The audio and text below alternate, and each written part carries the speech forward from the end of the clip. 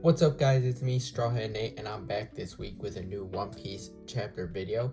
This week we have chapter 1148 titled Rania, and that is the name of one of the 10 giant children who are being held hostage by the Gods Knights. And in this chapter she is the first one to be on the chopping block. Remembering last chapter, Saint Sommers made that deal with the giants that they must choose between all of the knowledge in their libraries and schools versus all the lives of the innocent students. So this chapter is full of heavy tension since the choice all comes down to the elder Ja Rule. But besides this heavy tension, the chapter also has tension when it shows Nico Robin's display of her abilities and wit, since she has her shining moments in this chapter. By the end, she's even joined by the great Scapper Gaban to tag team against the God's Knight Saint Sommers. But if you want to know more about how Robin displays her power in this chapter, stay till later in this video. Now, let's get into the chapter after you like the video and subscribe to the channel. The cover, as usual, is another addition to the Yamato cover series, and in this one, she is leaving Udon finally. She has now been entrusted by the people of Udon with Kawamatsu's hat to return to him in the Hakumai region, which is her next destination. But she happens to be followed along by Ulti and Page 1, so they really are following in Odin's footsteps with the Scabbards. Now, to actually start the chapter, we see Rania, one of the giant kids, being led astray from the group by the arrow fruit from Gunko, and she is being forced to basically walk the plank on the side of a branch of the Adam tree.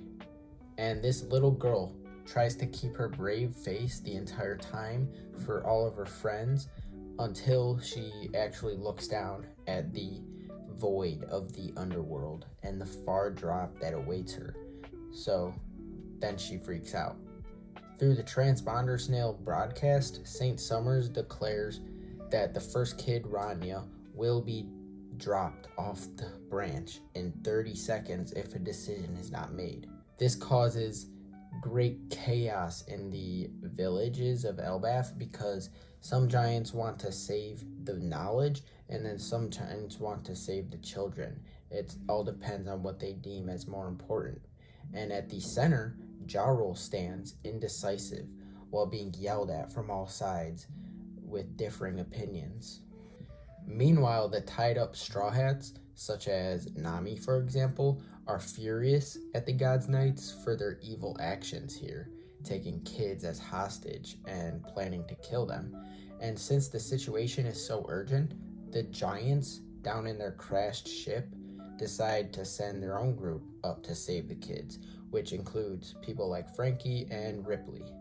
Sommers is still talking, saying that his purpose here is to destroy all of the morsels of Elbaf culture and history. But then he gets blindsided by a Cienfleur Craspedia from Nico Robin herself. The tied up Jinbei on the sideline yells at Robin saying, "Be careful against this God's Knight," but she knows what she's doing. She knows how to handle this. Then she uses a clutch which completely breaks Saint Sommers' spine, but we know that that isn't enough to kill a God's Knight because of their insane healing factor. As Sommers cracks back together like a literal zombie, he tells the broadcast that there are now 20 seconds until Rania dies, adding more and more urgency to the situation.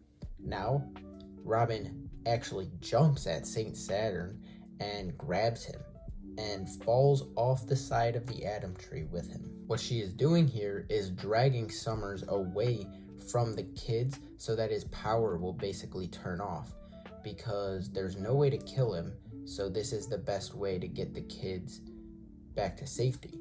And he is now irked at Robin's bravery to jump holding him, but is also impressed by her cleverness to come up with this plan. Then he uses his thorns to completely skewer Robin down her entire body, which is super easy for him since they're literally like hugging. And then Robin here turns out to be a fake, and she made her fake jump off the side of the branch with St. Summers, while the real Robin stayed up top on the branch, freeing the tied up Straw Hats, which is an impressive strategy to say the least. But Summers ain't done yet.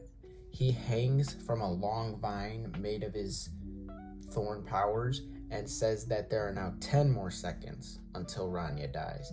Then Gunko lets the girl say something to the broadcast to maybe manipulate the giants even more, and she says that she loves the school and the library and all of her friends there, so she would be willing to die for her school, basically. In a tear-jerking scene, Rania says that it'll all be okay, even though she's the one who's about to die here. So all of the giants and the giant kids are all crying, and we even see Elder Ja Rule crying himself, and this allows him to come up with a conclusion. In the last second, he screams for Miss Anji to burn all of the schools and libraries' books in order to save the kids. The tear-jerking speech from Rania was enough for him to change his mind to save the kids. And we cut to see Nico Robin tearing up as she failed to save the knowledge from Elbaf now, which includes the knowledge from her home, O'Hara. Then, out of nowhere, she gets grabbed by St. Summers, who climbed his way all the way back up. But before anything really amounts from that, Scopper Gaban comes in and slices off St. Summers' arm, saving Robin from his grasp. And Summers is in utter shock and fear at the arrival of the legendary pirate, which gives some hope for the good guys now. And that's it for this chapter.